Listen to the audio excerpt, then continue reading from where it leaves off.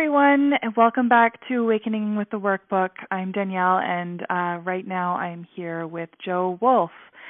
And Joe Wolfe was with us last year as well, and one of our the highlights of the conference for me, anyways. Especially the Q&A. It was amazing. The response to Joe's talk, which focused mostly on his own journey with the Course and some of his mystical experiences. So I encourage anyone who's interested in Joe's work to go to the teacher's page and look at his bio and check out more about Joe. For today, though, we are focusing on the workbook, and there was a particular lesson that Joe wanted to focus on today. But first, I want to welcome you, Joe. So welcome to the conference again this year. Oh, thank you, Danielle. It's always wonderful to be around people like you.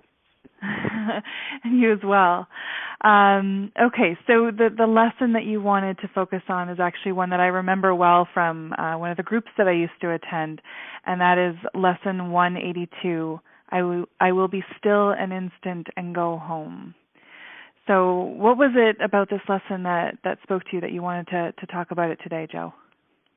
Well, the first time I ever picked this lesson up, which is, I guess somewhere around 10 or 12 years ago, the entire premise jumped off the page at me. It was, the first sentence, this world you seem to live in is not home to you.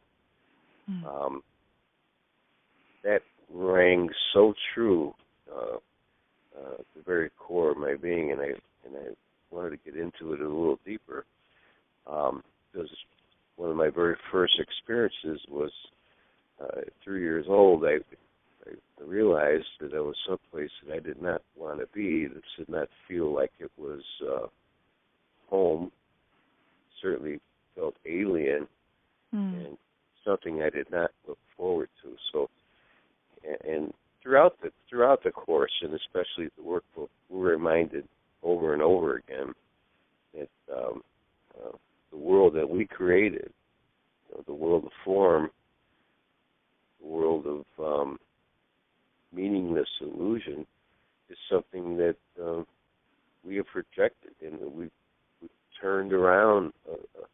We've completely altered the whole makeup of the world we think we see.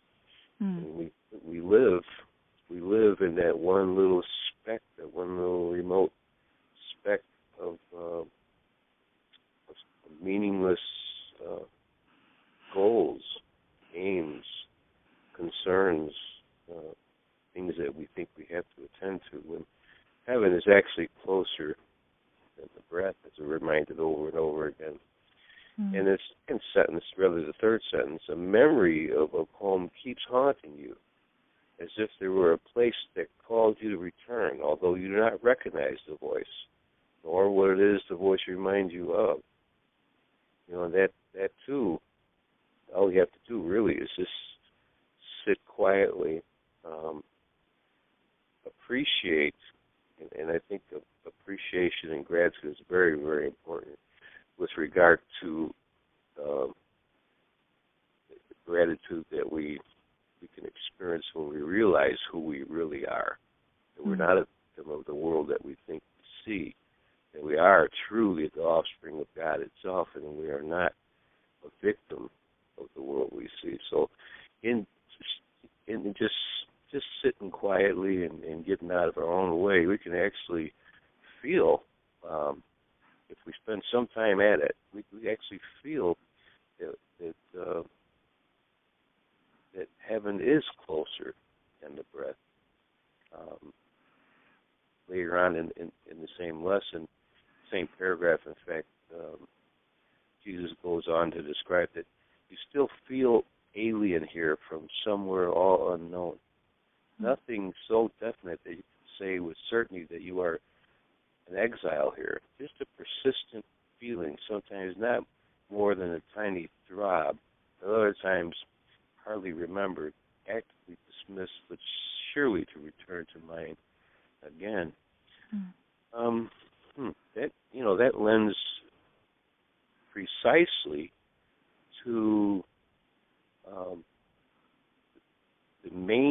reason why we do not. It's hard for us to accept reality that this is not home. And all of it comes from one place. It's validating grievances. It's all things that tie into the belief in what we think we see through five very limited senses, which is, grievances which lead to a seeming need to defend or attack.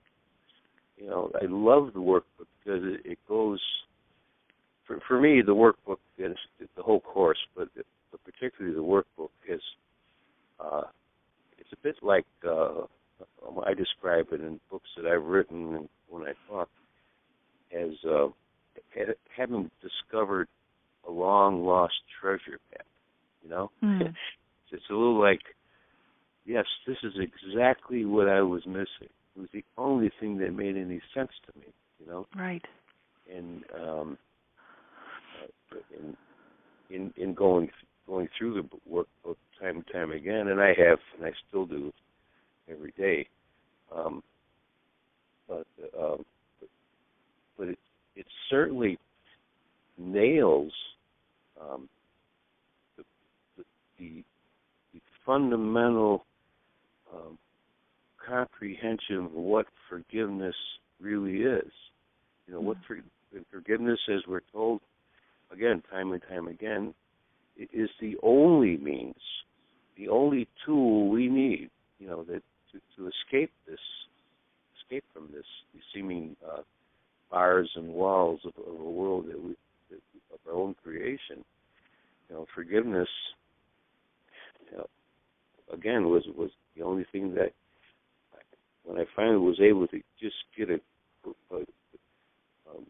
glimpse of what real forgiveness really means, it showed me that that it's not an act of absolution. It's not letting grievances off the hook. It's not letting that person or situation be exonerated from something they did to me. When in fact, how could a dream do anything to you? How could something that I populated the world with, character that I populated the world with, these situations that I populated my so-called sight with, how could they possibly do anything to me? Right, many who teachers, you really are. Yeah. Many teachers, including friends like Wapnick and Gary Renard and Dr. John Monday, they all make a very, very important highlight of the fact that we are doing this to ourselves. Yeah. We've done this to ourselves. There's nothing outside of us that seems to be outside of us can possibly harm, the essence of who I really am. And who I really am, who you really are, is, the holy offspring of God, Son of God. And that being true, then we understand what it means that we cannot serve two masters. We can't serve the world of form, expect to find happiness or tranquility in a place where it cannot be found, and at the same time straddle the fence, and I do it. I still do it. I still straddle the fence in several different ways. I'll worry about things. I'll be concerned about how am I going to pay for this, or what's going to happen if this doesn't occur, and then but it gets to a point where you bounce back quicker. Right, because you've been shown enough times that well, first of all, that worry doesn't work, but also that it always works out. Even when you're thinking at the time that it's not, it always does work out. Exactly. I mean, we've spent millennium worrying, and it takes a little effort. It takes a little willingness to actually do the forgiveness work. Forgiveness means forgiving what I'm seeing, looking past the grievance, looking past the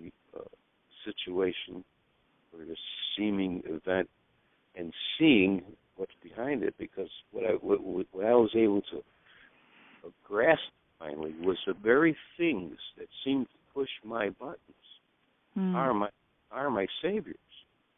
The very people, the very situations, those are the things that I need to forgive and understand why forgiveness is so important in order to reverse the effects that they seem to have on me. Right, because I mean, it's the suffering or the grievance that's going to wake you up, right? It's the pain that's going to wake you up. Because if you're comfortable here, then there's no reason for you to remember God, right? I mean, if you're okay with everything in your life and everything's just going along smoothly, I mean that voice for God is perhaps even more quiet or distant. But the problems in our lives are what kind of wake us up to a better way. Yeah, exactly. And I suppose I feel in some ways blessed. I actually have the memory somewhere that I asked for the hard stuff this time around. Give me all the hard stuff. If I have to climb up a mountain that's strewn with broken glass and rocks, I'll do it on my hands and knees if necessary. Just give me the hard stuff. And we know that if we spent any time, of course, at all, seriously, a serious student, we know that, as it's told us in Lesson 135, that all events, past, present, and to come, are gently planned by one whose only intention is our good. So I can look back, quote unquote, back at the time, the sequence of events that occurred from the time I was a child, 3, until now, and see that everything fit like a neat, carefully created puzzle. It was all perfectly planned in order to achieve what I'm doing now. And as you know, and many people who are listening know, that my entire life right now is dedicated and devoted to delivering the course and related books to prisoners. Those people who, by one choice or another, have found themselves in prison. And just from what I've seen, the effects have been nothing less than remarkable. But to get back to Lesson 182, we're invited to rest with him frequently. That's in paragraph 9. In paragraph 8, right before it, when you are still an instant, when the world recedes from you, when valueless ideas cease to have value in your restless mind, then you will hear his voice. Then you will hear his voice. And a lot of times it isn't the sound of a voice. I mean, it's a feeling that overwhelms you. It's like it blankets you and warms you up and assures you that, I'm right here with you right now. What's helped me is to actually envision, being in the company. I'm working on something right now that will be published somewhere around Thanksgiving that incorporates gratitude into every single lesson in the workbook. Where what I've done is I talked about a time in this life when I was in prison, and during that time I was a very incorrigible person. I was constantly trying to escape. I was involved with gang activities, and I was one of the worst that you can imagine. And during that time, I had no thought of God. In fact, I hated God. To me, the word God, was so repulsive that I actually cursed God. But something happened to me. A very life-threatening situation occurred to me that within just a few hours, completely eradicated all doubt in my being that God is. I mean, completely turned me about 360 degrees the other way. You know, it, Mm-hmm. it it removed all possibility of doubt. And I remember sitting and wallowing in gratitude for hours and hours and hours. It had to be at least 4 or 5 hours. All I could, every thought was gone. The only thought that was in my mind was thank you. And shortly thereafter was another powerful mystical experience where it lifted me and kind of held me up and showed me who I really was, and then placed me back into the body. Wow. Yeah. So that moment on, I completely changed this life. I could never go back to a life of a career criminal or do anything to harm anyone. That was that was the turning point. And again, some of you know, Mm-hmm. done now for the past 12 years or so, is to get this message to people who need it, who appreciate it, and who maybe aren't distracted as much as the people I hear in the outside read world with it don't have the opportunities to be distracted. Right. You going to say something? No, I was just wondering if you had heard from prisoners about their experiences doing the workbook in prison, while in prison. All the time. Oh, yeah, all the time. I had direct communication with them almost every week, sometimes several times during the week. So they were grateful for the books I sent them. Yeah. And there's a strong nucleus of prisoners, friends I've made over the years who have really been grateful for what they received. I mean, some of these people have been in prison almost as longer than you've been alive, Right. and they will be there long after, probably until they lay their body down. But Mm-hmm. cases, what I do is I reach out to just those types of people, men and women who have long prison sentences of life or whatever, and I've found that that it is exactly what they needed. Imagine sitting in a 5x7 concrete bathroom, essentially. That's what Right. it is. And maybe if you're allowed, you can come out once an hour a day for recreation. And I know some situations where they don't even let them out then. But wow. all they have is material in their cells, and for many of them who have been able to receive A Course in Miracles, Disciplines of the Universe, and a list of other wonderful books that have been donated to me by other authors, it is treasured and very, very much appreciated. And yes, I do talk to them. In fact, just had another letter just today from a prisoner here in Pennsylvania that says he just could not put the book down. So, What's that? He couldn't put the book down? He couldn't put the book down. It's amazing, because that's. I mean, I don't know. I've never been in prison, but I would imagine there's a lot of victim mentality going on, right? That they didn't get a fair trial, or that so and so ratted on them. I don't know, but I just would imagine there would be a lot of self-pity and anger going on. So to get to the point where you can pick up A Course in Miracles and not want to put it down, it just seems like an amazing shift to me. Yeah, I suppose there is some element of self-pity, but I for the most part, the atmosphere is ridden with the validity of guilt. Guilt. They know, you know what I mean? Yeah. They actually believe that they deserve to be punished. Oh. Yeah. Okay. That's a prominent attitude. Not so much as somebody ratted them out or that does exist. But I think the most prominent,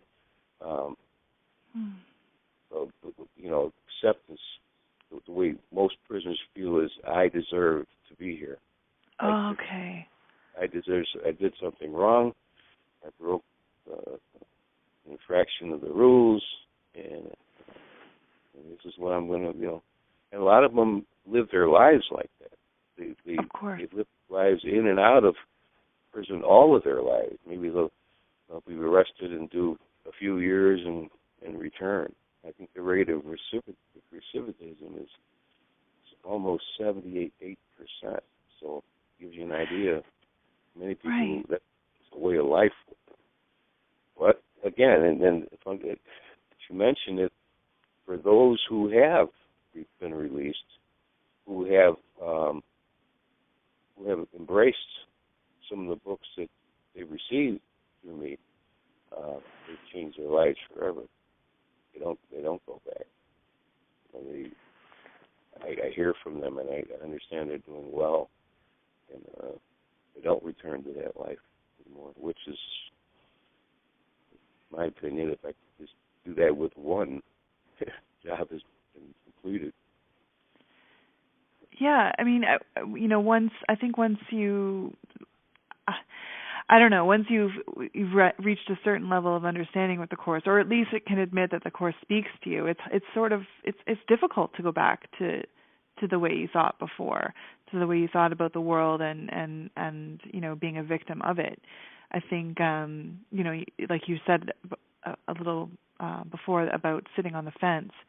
I think that's where a lot of us spend a lot of time. But you once that message speaks to you, it's really hard to silence that voice.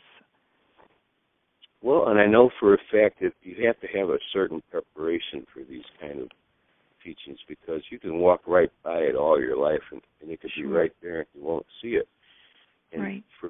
For these people who reach out to me, these men and women who actually ask for specific books, a course or whatever, they ask specifically for them because they are ready.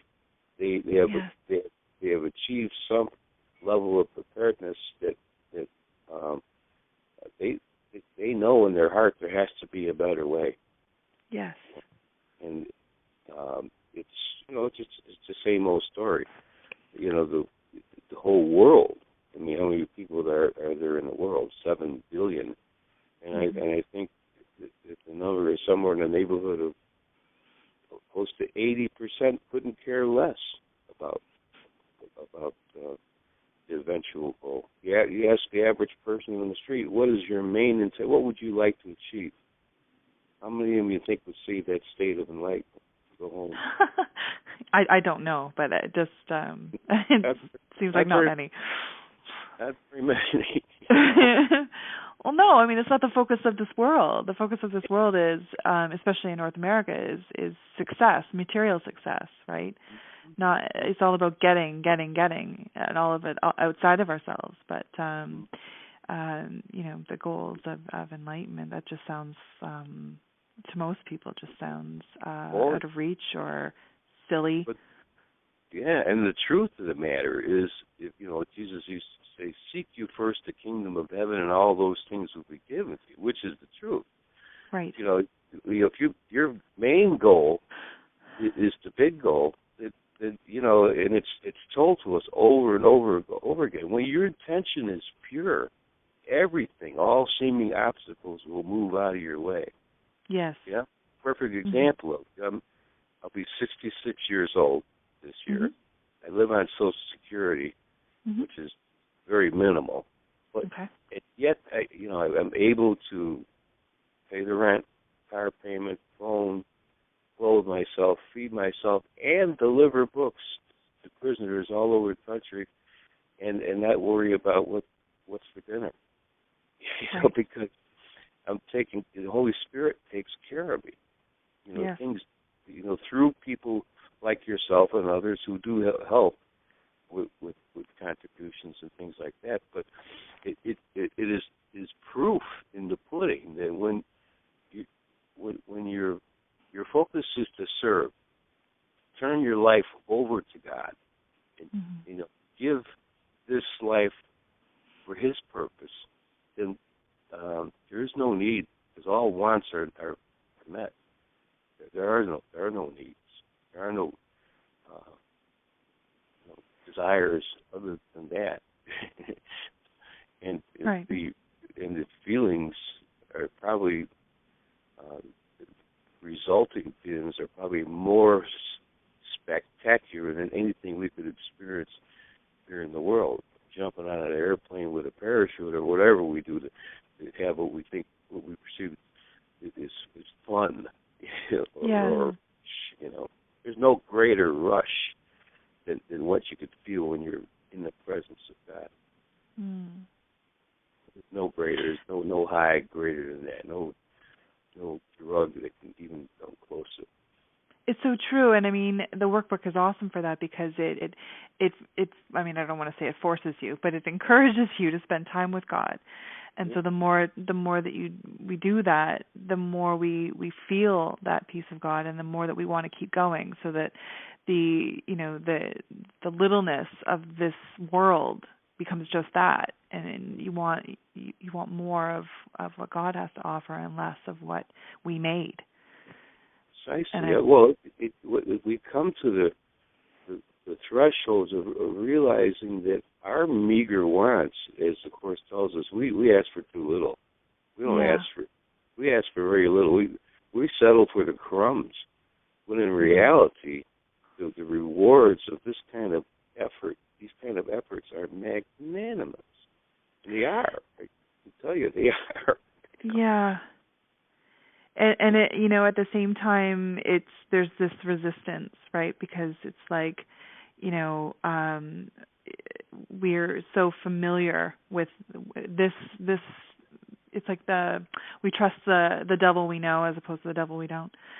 Mm-hmm. And I think that it's okay. It's okay to just be where you are. And I know that the Course definitely emphasizes gentleness and.